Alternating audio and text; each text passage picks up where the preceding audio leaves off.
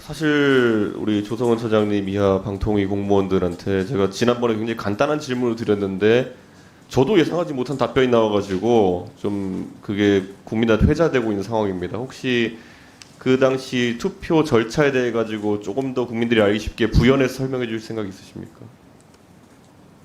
실제로 그러면 아까 요약한 대로 둘이 앉아가지고 토론 없이 7, 8번 투표를 반복했다가 지금까지 증언 입장 그대로 유지하는 겁니까? 지난번 말씀드린 그대로입니다. 예. 예, 그러면 그거는 뭐 그렇치고 그러면 그 다음에 저 박문진 이사 모집 공고문에 심사 절차를 어떻게 기재했는지 혹시 기억하고 계십니까?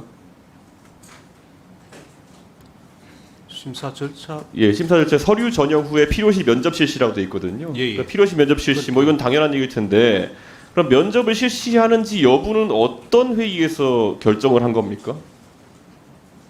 왜냐하면 그 좌미애 과장님 한번 답변해 주십시오. 양건지를 그때 만드신 걸 보니까 다라 건이 보면은 심의 의결로 이렇게 바로 돼 있거든요.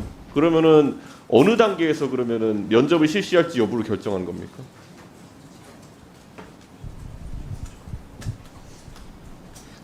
면접을 실시하지 않는다는 부분은 선임에서 그 작성이 됐던 거로 기억을 하고 있습니다. 선임에서요? 그러니까 지금 다와 라라고 말씀. 다에서 선정에 관한 건. 네, 후보자 선정과 선임 두 번째 선임이 있었습니다. 그러면 그것의 결과와 관계없이 미리 그럼 라에서 당일날 임명한 안건도 미리 올려놨다. 면접 실시 여부는 결정하지 않은 채로. 면접을 실시하지 않는다는 게 그 안건에 있었던 걸로 제가 지금 기억을 하고 있습니다. 그럼 면접을 실시하는 거로 결론 나면 어떻게 되는 거였습니까? 그날 당일에. 그 논의 과정은 있습니까? 면접 실시 여부를 논의한 것은 실제 논의가 됐습니까? 그날? 그 부분은 아마 의원님들 그 두 분이 그 상의를 하셔서 저희한테 안건 내용을 말씀을 해주셔서 저희가 작성을 한 거로. 그 자리에 배석하셨던 김영관 조정관님 그때 그러면 면접 실시에 대한 토론이 있었습니까? 두 분이서 논의하셔서 예. 저희들한테 그렇게 안건을 작성하라고 지시하셨습니다. 자, 그럼 한 걸로 기억하고 여기서 있습니다. 예 지원하셨던 그 증인들 중에 송여운 증인 나와주실 수 있어요. 예.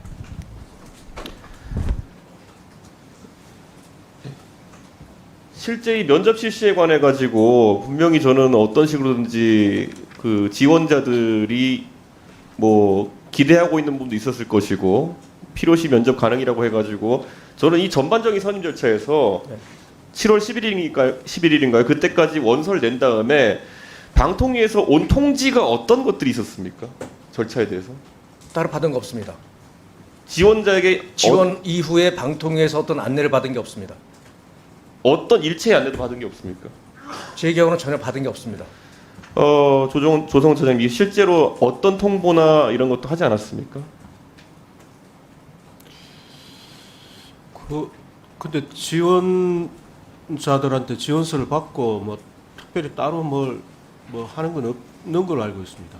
아니 근데 분명히 이런 면접 실시 가능성이나 이런 것들을 충분히 공고해 놨기 때문에 그러면 당연히 지원자들도 이분들이 다 사회적으로 명망 있는 분들이고 일정 조율이나 이런 걸 위해서는 어느 시점에라도 그러면 면접은 없습니다라도 보내줘야 되는 거 아닌가 이런 생각이군요. 다들 면접이 있을지도 모른다는 가능성이 존재하고 있으면 다들 기대하고 준비하고 계실 수도 있는 거 아닙니까? 근데 이거 민간 기업에서 만약에 이런 식으로 일 처리했다가는 그 회사 블라인드에 올라가고 난리 납니다. 이거 사람들 뭐 물먹이냐고 이렇게 난리 나거든요. 방통위에서 왜 이렇게 일을 처리합니까?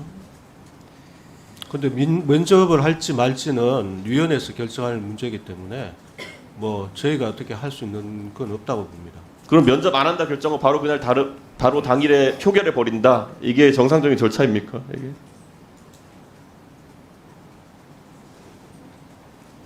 의원님, 예. 저 지원 과정에서 방통위에 문의를 했었습니다.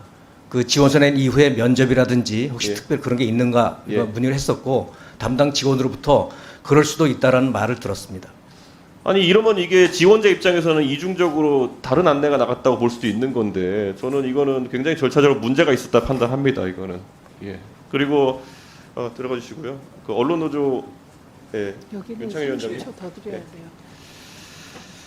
결국 지난번에 얘기했던 것처럼 이게 방송 장악을 위한 움직임이 아니냐라는 의심을 이제 살 수밖에 없는 상황인데 언론 노조에서 특별하게 여기에 대해서 입장을 낸 게 있습니까?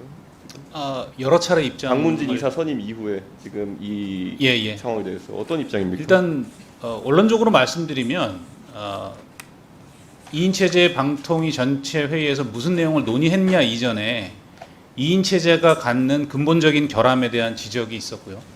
그 의원님 말씀하신 것처럼 이 논의 과정에 있어서 지원자들에게 충분한 기회 그리고 제대로 된 심사의 과정이 있었느냐에 대한 절차적인 문제, 내용의 문제를 지적한 바 있고 결과적으로 그렇게 해서 선임된 사람이 공영방송을 책임질 이사로서 적절한 인물인가에 대한 평가를 다하면 입장을 낸 바가 있습니다.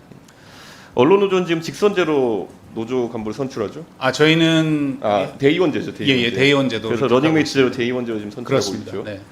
이런 어떤 선출 과정 겪은 언론 노조보다는 오히려 국가기관에서 하는 일들이 위해서 조금 더 절차를 지키고 제도성 있는 방법을 진행했으면 좋겠다는 생각이 듭니다.